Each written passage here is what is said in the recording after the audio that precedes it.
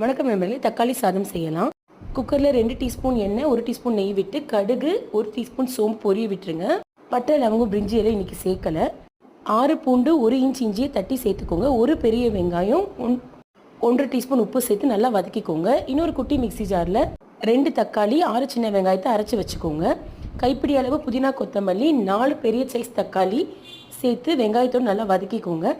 அரைச்சி வச்சுருக்க பேஸ்ட், அப்புறம் 1 டீஸ்பூன் மஞ்சள் தூள், 3/4 டீஸ்பூன் தனியாத்தூள், 1 டீஸ்பூன் குழம்பு மிளகாய் தூள் சேர்த்து 3 நிமிஷம் நல்லா வதக்கிக்கோங்க. தக்காளி நல்லா இந்த மாதிரி கரண்டியால் மசிச்சு விட்டுக்கோங்க.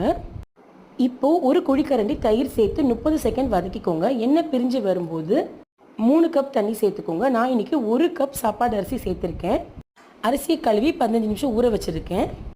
உப்பு செக் பண்ணி அட்ஜஸ்ட் பண்ணிவிட்டு நல்லா கொதி வந்ததும் மூடி போட்டு 3 விசில் மீடியம் ஃப்ளேமில் வைங்க.